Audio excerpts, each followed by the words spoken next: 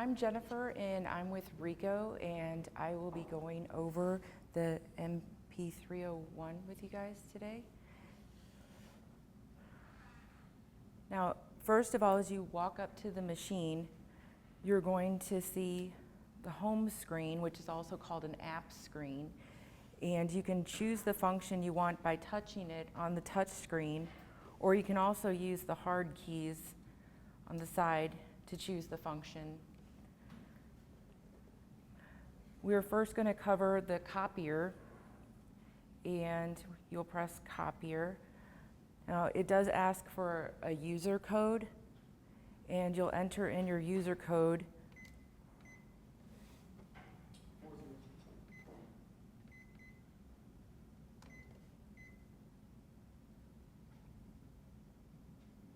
Okay, so we enter in our user code. The feeder on the top holds up to 50 originals, and you'll want to place them print side up. It has auto paper select, so it's automatically going to copy on the same size paper as your originals. You can view also your paper trays at the top of the screen. There's drawer 1 and the bypass tray. Drawer 1 is set for 8.5 by 11, and the bypass tray can hold up to 8.5 by 14.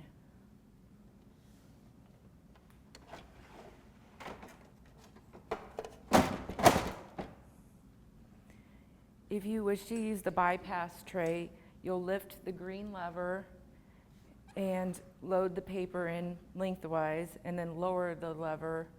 And as soon as you place the paper into the bypass tray, it will light up the second available tray automatically. If you touch it though, it will ask you what size paper, if you want to specify, and the thickness of the paper, but that's optional. You can just load the paper in and it'll know to copy onto it. Right below your paper trays, you can choose auto reduce enlarge or reduce enlarge. Auto reduce enlarge is just going to reduce a legal sheet down to 8.5 by 11 because that's the only paper size you have loaded.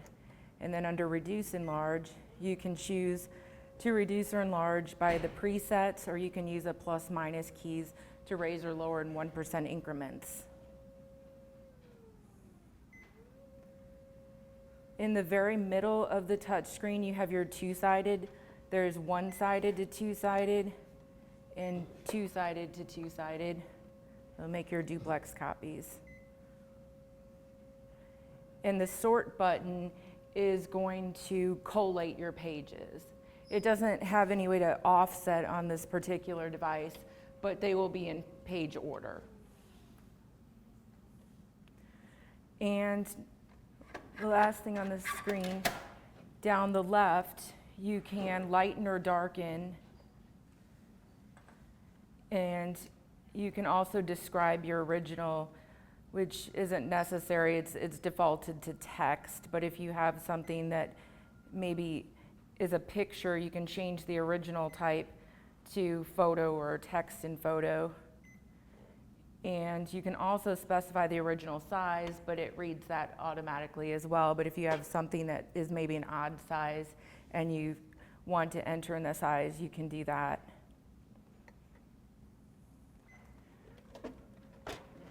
Whenever you're using the glass to make copies, you want to place your paper up to the corner where the arrow is. And as long as the paper is a standard size, when you press start, it'll just make the copies.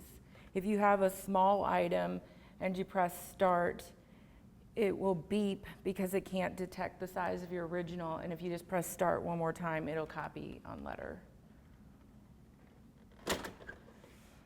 Your reset button clears all of the selections and returns it back to the default.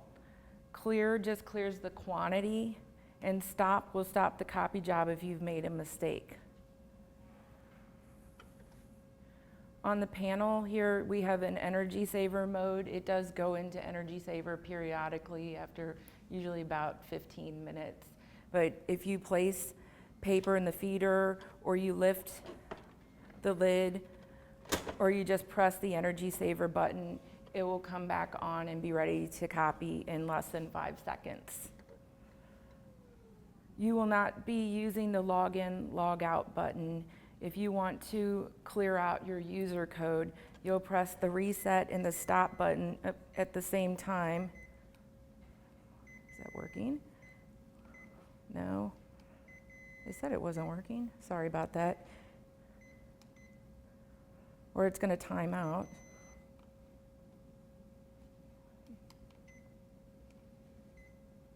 Okay, that, or you can press the home button and go back to copier and it will ask you to put your code in again. So it's reset and either clear or stop. It was stopping the job. Or just hit the home. Home is probably easier to get your code out. Sorry about that. Okay, and you won't be accessing the user tools that's for changing settings. And the simple screen, if you press that, it'll give larger buttons, but if you're on the copy screen, you're gonna see a lot less features. Oops. So if we hit simple screen here, all you can see are the paper trays. It's a toggle button, and a lot of times people will just accidentally bump it and want to get back to the regular screen. So you just press it again and it'll go back to the regular copy screen. Okay. Any questions on basic copying? Yes? Is there a way to bypass the user code through the copy mode?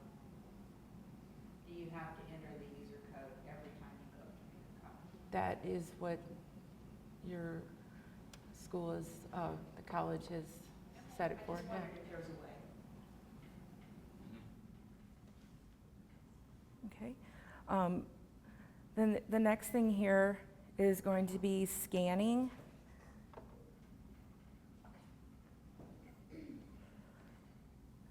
Scanning, you'll be scanning to a folder. So we'll press home, and then on the touch screen you can press scanner, or you can press scanner from the hard keys. On this screen, we're just going to first select our destination, which is going to be scanned to a shared folder. So the folders are set up. You'll press search or select destination from address book and then choose the network scan folder.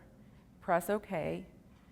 And down the right side, you can change some of the settings for this. If it's just going to be a black and white PDF, then you can just press start and it will scan your originals through and send it to that folder.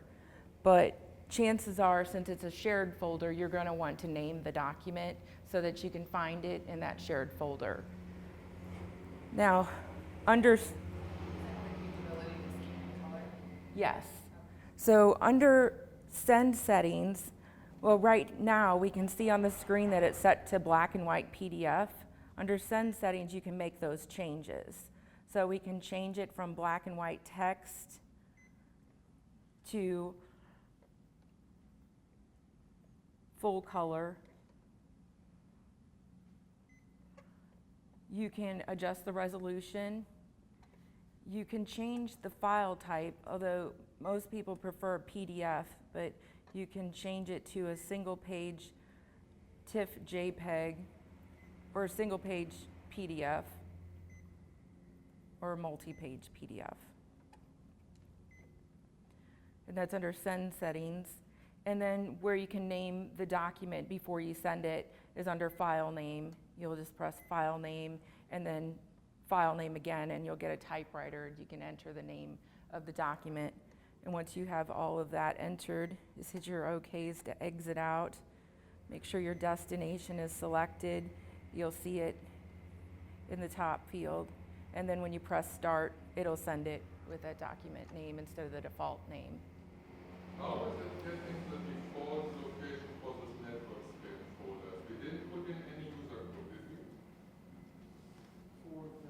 copier location, I have specified on the copier the default copier folder for that department. So for advising business technology, theirs is defaulted to their copier folder. Bookstore, same thing. Physical plan. Each one of their copiers. So the physical location goes then into this directory. Okay. Yes, if you find that you scan something and it doesn't show up, it may be that it was missed and you can change that. Any other questions on scanning? I have a question. Huh? So, because I'm sorry, I'm out of the loop here, but, so you scan it and then what, you can go to your Computer. in And your you office go and to your- find the file? Yeah, the go to file. my computer and Okay. then pull up the shared folder And on that whatever works drive. for both Mac and PC? I'm not sure what they have set up Yes. for Mac, okay. It goes to the group share, and Mac and PC both have access to that. Okay. Cool. I don't know if every department uses it the same way, but it should be set up that way. Okay. Can you make the scanning password protected, that only you can open this file? There is a way, I believe, to encrypt it or password protect it. And there,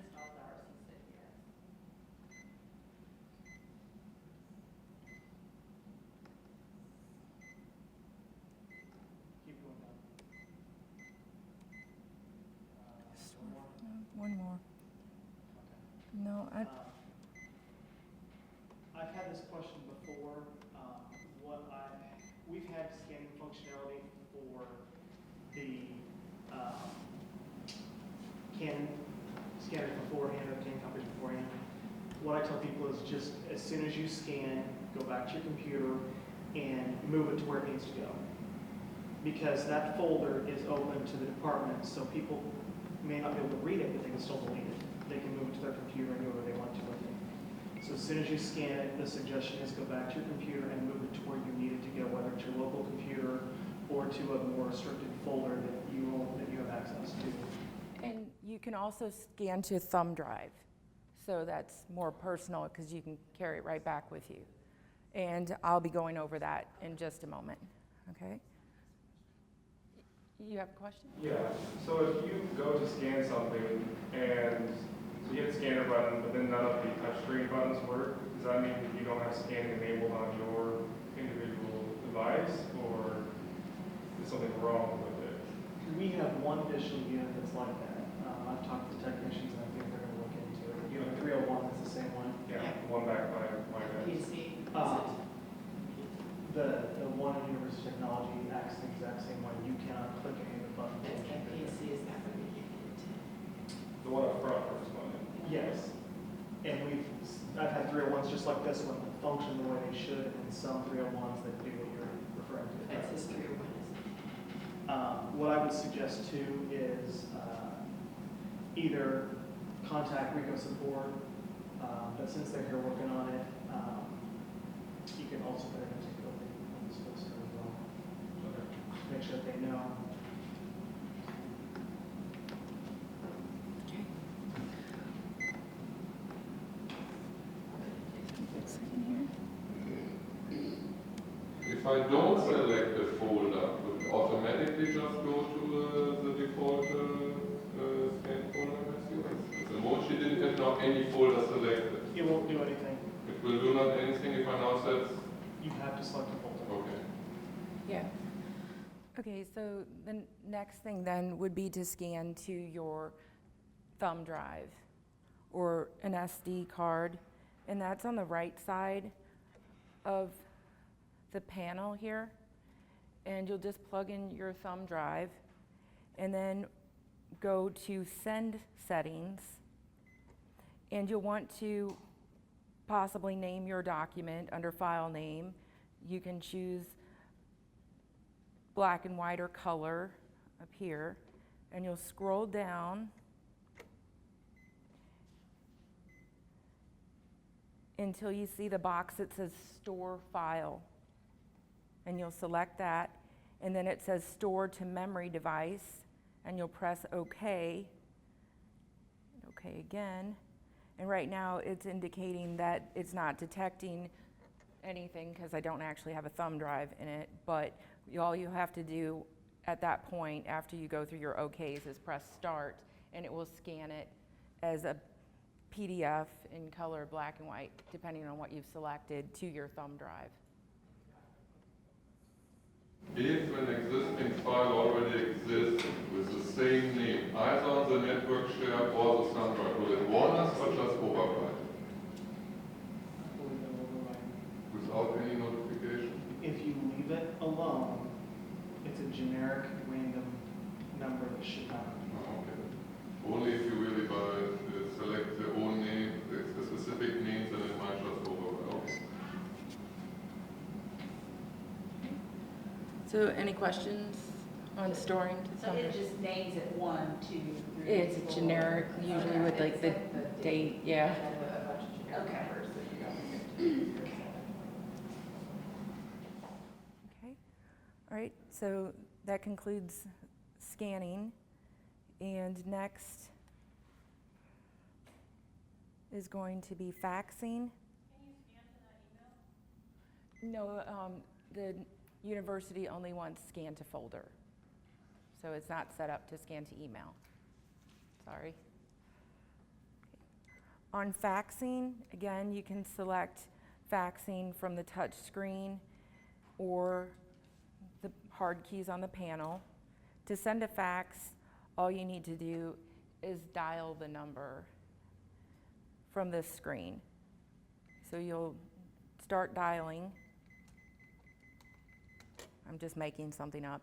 You'll have your originals in the feeder. Once you start dialing, you don't want to pull your originals back out of the feeder again, or it will clear out what you've already started to enter. So once you place your originals and you start dialing, don't take them out again.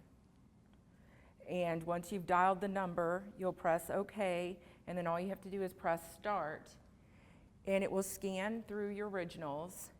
And at the very bottom of the screen in the black margin, it's going to tell you what's going on. It will say that it's dialing. It will tell you what number it's sending it to.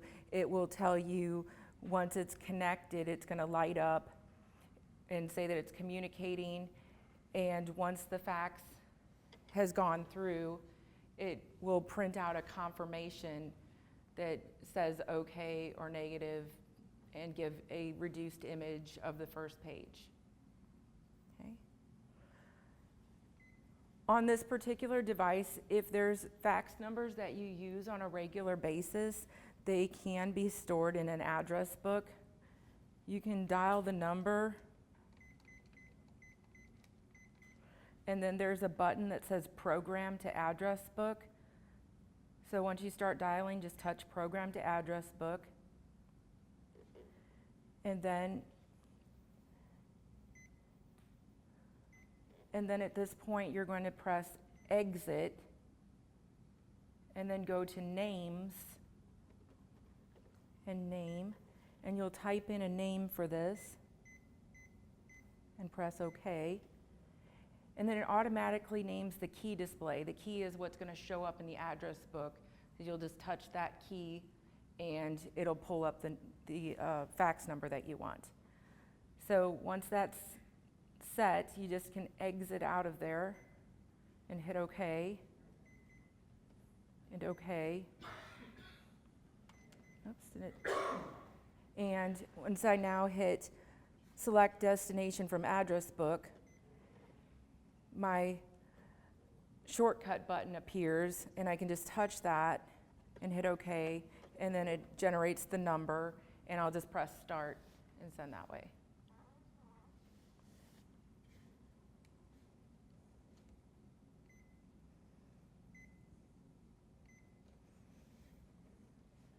Okay, then just an FYI, it's probably going to be set to print a confirmation unless the university turns that off to save paper. I'm not sure if they're doing that. But as a default, all the devices are set to print out confirmation reports. They're also running logs here. Under TX file status, if you push that button, it will give you a log of everything that has been sent. And if you press RX file status, it will show a log of everything that's been received. If for some reason you need to cancel a fax, Under communication status print in the top right, if you press that, you can press a button that says check stop transmission file, and it will show you whatever it's trying to fax at that time. Since it's not actually faxing, there's not going to be anything here. But if I wanted to check the status, like maybe the line was busy, it'll tell you that it's waiting. Or if I realize that I entered the wrong number and I don't want to wait till it tries 2 more times, I can highlight it, and there'll be a button that says stop transmission file, and you'll press that, and then it will say, are you sure you want to cancel this? And you say yes, and then it will be stopped. Okay? So on faxing, you can just dial the number, you can use the address book to store numbers, you can view the logs, and you can cancel your faxes or check the status of them on the screen. Any questions on that? Okay. Now, on your app screen, they did make a custom shortcut. So the color scan, if you touch that on this particular machine, and I'm not sure if they put it on all of them, but the color scan button just has the color selected already so that you can just place your originals in the feeder. You'll still have to probably go in and name the document, but color's already selected. So it's a little bit faster, but again, you still have to go into send settings to name it anyway. So you can customize the home screen a little bit with some shortcuts. Okay, any questions on that? That's what the color scan button was, okay. The next thing here is going through some of the jams. I will talk about printing in just a moment as well. But I'm going to do the printing last because I want to go back and forth from the device to the computer. Now, here, if it happens to jam, the light's going to turn red, and if it's on like a regular copy mode, if it's jammed and the light's red, it's going to show you a picture on the screen of where the jams are and what to do to clear the jams. In this case, it's not actually jammed, and if there was a paper jam, there would be a box here, and it'll show you a zoom-in image of where the jam is, and it would automate the steps to take to clear it out. So if a jam occurs in the document feeder, this opens and you can remove the paper from the feeder. This does lift up a little bit too, so you can get your originals out. Then in the front here, well actually this is the side, but this will open. It's a little sticky there. Anything blue inside here you can touch, and there's a knob, but mostly you're just going to be looking for the paper on the side here, and you'll just reach in and remove the paper. This one just doesn't have a lot of places it could go. Oh, and this is helpful too. Where the square of dots is, if you push it closed right there, it almost always shuts properly. I didn't push it right the first time. And in the front is where you'll access the toner. This opens here. Trying to stay to the side. Okay, so that opens up, and to change the toner, you're going to lift the green handle, and then there's a release right here that you'll press in, and that releases this so that you can slide out the toner reservoir like a drawer. The bottle of toner, you'll push it back and tip it out. The new bottle looks just like this, but will have a black cap on it. And you're going to shake the bottle 5 or 6 times and then remove the cap only. You don't want to remove the plug, just the black cap. And then you'll take the bottle and put the back end in first, and then slide it forward, push it closed, and when it clicks, you can push the handle down. And there are directions on every bottle of toner as well. Your paper tray, depending on the model, this one will hold about a half a ream of paper, and you have to push it down and then place the paper in sections so that it goes under the roller. Make sure the stack is nice and neat, and then close that up. And you can see the paper levels on the screen. If you look at the top, it shows drawer 1, and it's showing that it's full right here. Okay. Any questions on toner and paper jams? Okay. We do have a website here, myrico.com, and depending on who's in the department, you would want to maybe assign a couple people, just not everybody, but 1 or 2 people to order toner. Your toner is included in your contract, so you don't want to be ordering from outside of RICO because it's free through RICO. If you order online, you'll need to register your machines at myrico.com, and you can order your supplies there, and you can also get service if the machine is broke down for some reason. Okay? And I have a stack over here if you're one of the people that might be registering your machine and pick up on the way out. I was going to mention currently there's some of you who have had some problems ordering toner. I got an email that they're going to try to fix the website today so that you can add your department name. Hopefully that happens sooner rather than later. All All I right. know is my toner is headed to UPS, and hopefully UPS will get it to me. Okay. Okay, so now I also wanted to talk to you a bit about printing. The printer button on the screen here will allow you to view any print errors, and it also will allow you to access locked print if you need to print securely. Now, if an error occurs between the choices you've made at your computer and what's actually available at the device, the light's going to come on, and if you press the printer button, it will tell you what the problem is. Usually a red light on there is going to indicate a problem with the mismatched paper. So it'll say load the correct paper in the paper tray, and if you do that and just shut the drawer, it will automatically start printing again. But if you need to, you can press the printer button, and you can press job reset, and that will cancel the current print job, and you can resend it. So let's see one thing here real quick.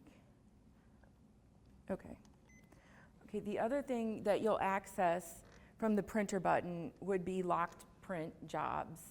And I wanted to show you how to send a locked print job, and also how to enter your code in at your computer when you're sending a print job, your user codes. So the user code is completely different than the locked print code. The locked print code will release just that job that you've selected, and your user code allows you access to the copier printer. So what I'm going to do, I've got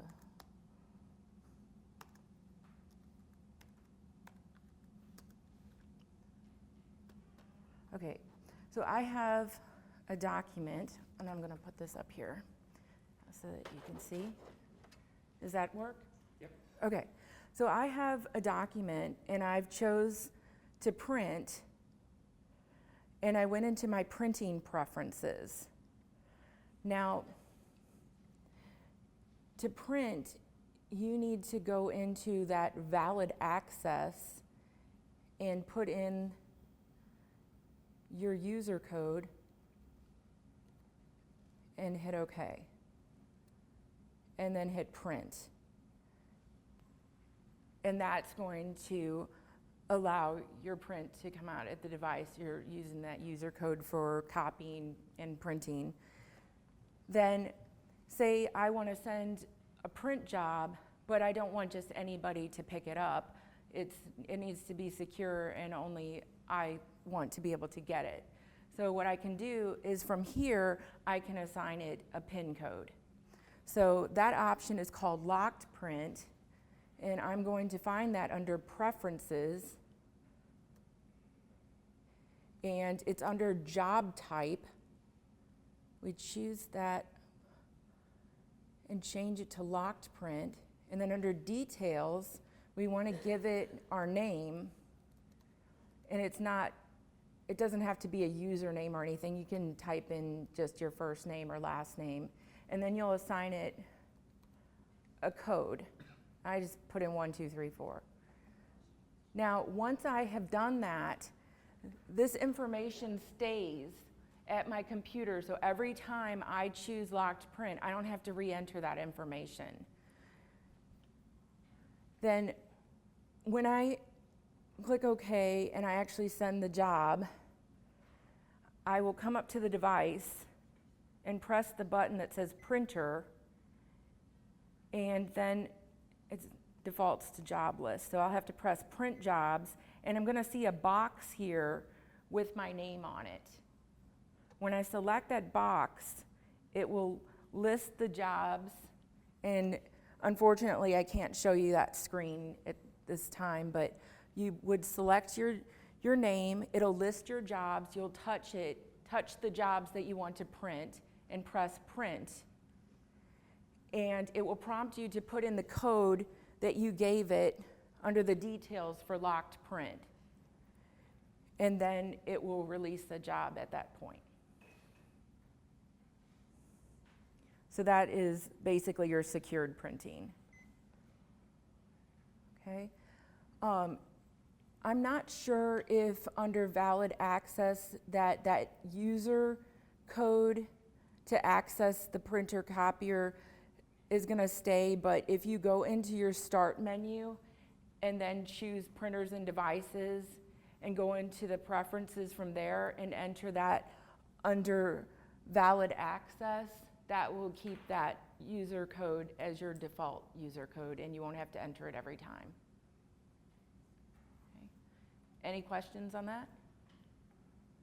I have more of a general question. Sure. What happens if you got somebody scanning something, the fax goes at the same time, and somebody's trying to print and it's all at once? How does the machine handle all that? It is set up in the user tools to prioritize certain things. So if they all come at the same time, it'll probably prioritize whoever's making copies. And then the prints will go next, and then the fax.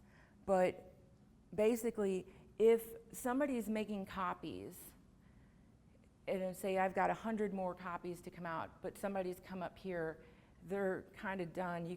There's a new job function that you can press to go to the next job. It'll prompt for the user code, and the next person can start scanning even though copies are still coming out.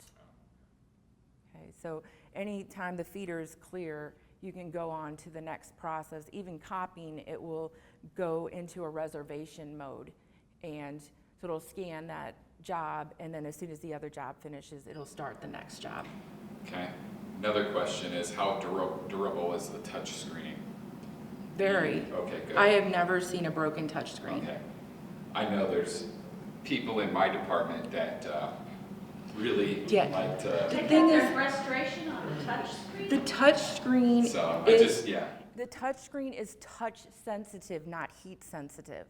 So a lot of people they're used to using their phone, and so they're poking at it hard. I mean, especially when you're trying to type in like a name for a document you're scanning on the typewriter, it's small. But if you use the tip of your nail or even a stylus or a pen that's not actually ejected, you can type better that way. It is pressure sensitive, not heat sensitive. So styluses work great if you want to keep one near the device, or think of it that way. Okay, any other questions? Okay, we do have directions over here for scanning and printing from the thumb drive. Then we have also the MyRico and a quick reference guide to copying if you guys help yourself. Okay, And all that's available online too? yeah. The information you have printed out? Thank you. I need to clarify something. Okay, sorry. She's using the specific driver. Oh, I didn't know what driver you were using. I'm sorry. So we're using the universal print driver for all the jobs. Okay, thank you. So if you go to preferences, for us, it's actually under detailed settings, job setup. That's where you do your Put in user code. Not But- under valid access. Sorry. Oh, okay. Okay, under detailed settings, job setup. Yep, But so- on their preferences on the first screen, there's the normal type. And- You can change that to locked Yeah, print right there. now, the 301 ship without hard drives. In order for locked print to be enabled, you have to have hard drives. They're coming back through and installing hard drives in 301. So right now, the only option for the 301s is normal print. Once they get the hard drives put back in, we'll have locked print. And we are setting locked print by default. Locked print is going to be the way all these have been set up, except for the 301s. So just be aware that when the hard drives get installed, we'll come back through and set the default to be locked print. Will all the 301s have hard drive? They are going to come back through and install them, yes. Okay, so once those come in, if we don't want it on locked print, we'll need to go in to those printing preferences and change that to normal. print. Yes, and if you want to set it to normal for yourself, by all means, you're more than welcome to do that. But I've had people that have said, I want it to be normal print, and I said, set it to locked print and try it out, because some of the benefit of locked print is you can print multiple jobs at once. So you can print 5 documents, come through, and release all 5 jobs at once. If you're concerned about the security of your document, you don't want it sitting on the copier, and you print, you're like, oh shoot, I got to make this phone call. Well, your document's not sitting on the copier. It won't actually print until you use your release code. We are telling everyone, when you set your password, make it the same as your user code, because it's one number you have to remember. Because all these users that we have, the more information they have, they get a little bit jumbled. So make your password and your user code the same. That way it's one number for copying, one number for printing. She mentioned that the copier timeout. In answer to that question, I've had the provost office who said, we don't want it. Well, we're pushing across campus. If you can live with it, we would recommend you leave it on. Right now, the timeout is set to 20 seconds. We can extend that up to 15 or 16 minutes. But right now, the timeout for a copy job is 20 seconds before you have to re-enter your user code. We can make it longer. Just contact. I can change it remotely. So just contact the support center and say, hey, I want our timeout to be 5 minutes, whatever it is. Okay. The other things that I notated is the home screen. We're locking the home screen. You can't change it. If there's something, if you want an icon added, call, we'll add an icon for you, but we're locking the home screen. We would, like I said, prefer you leave the user codes on, but if it's becoming a hassle and you're not liking the units because of the user code, we can turn it off. But like I said, we can make it longer, so you can do that. I think there's one other question that said we address later. Scan email. The university has said for a long time that because of sensitive data, because of the size of the attachments, we don't want it turned on. If you put, I think Advising Center actually tried email scanning and it does work, but we don't recommend it because the size of the attachments. She mentioned color scanning. Color scanning, if you want to set it up, you can. It's a larger file size. Right now, I think when you scan in black and white, it comes up to less than 100 kilobits maybe. It's fairly small. Once you do color, it increases that size quite a bit. Usually as long as you keep the resolution down to like 300 tops on color, and you're only doing a page or two, that's fine. But if you're doing a huge document, then the file size will be gigantic. Yeah, and if you get above, I think it's 5 meg or something, the email system will deny it too. One thing I want to stress, if you don't, and we've had calls on this, if you do not enter a user code, what will happen is you will print, it will go to the unit will beep, it won't be there. You won't get a message saying that it's printed or that it's denied. There will be nothing saying on a copier. You must enter a user code or you will not get your print job, and you will have no notice that it wasn't printed. And that's every time? Or is it? Not if you have it on normal print. Still requires a user code. No, that's the, under, what are you Oh, saying, I'm under on job ticket. setup, in order to access the machine, whether you're just coming up to make copies or not, you still have to enter in that user code.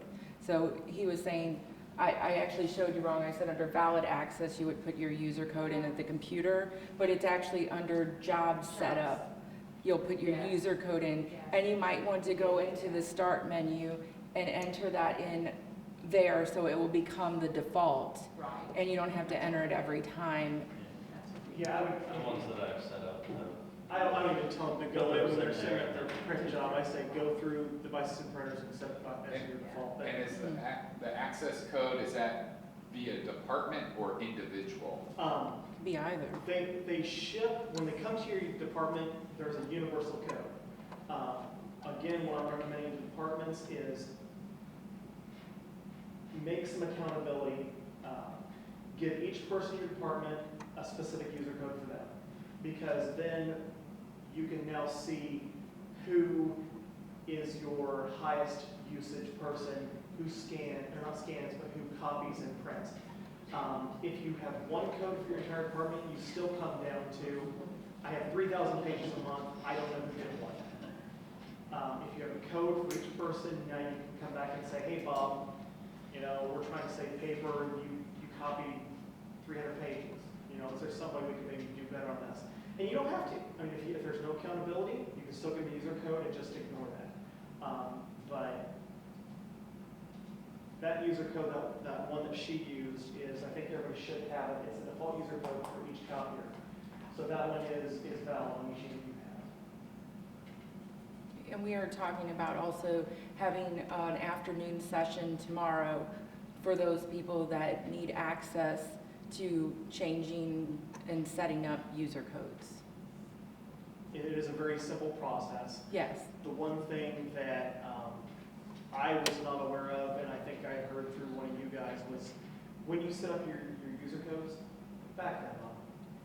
Because if the unit fails for some reason and the hard drive goes completely, you don't want to have to re-enter those. So once you enter, make sure you back up your address book so you have that somewhere. So if the unit fails, you can re-import, you're good to go.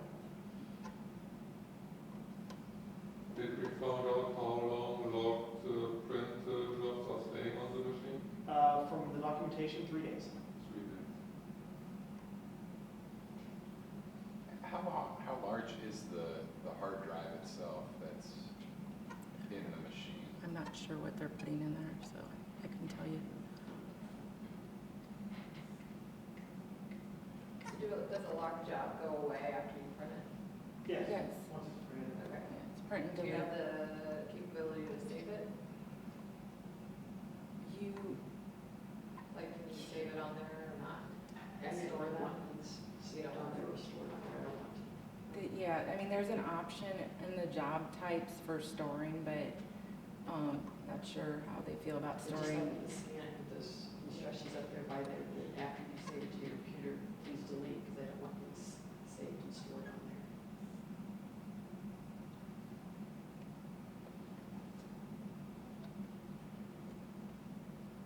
So it just takes too much. And down the road, if we ever do have the opportunity to be able to print in color, Open up the other files. do we have to get a whole new machine, or do those also, you can put color, You'd have to get a different machine. different machine? Yes, I think there's maybe two or three total on campus that are color units. There's one right now.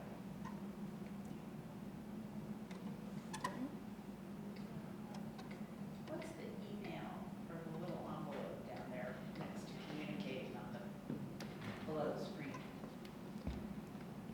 right here. Actually, that appears to be,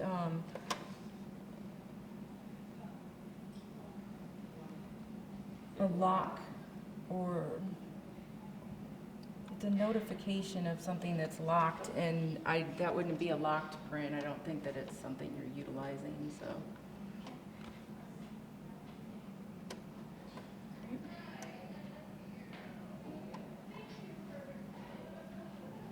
And I'm not sure, but maybe this.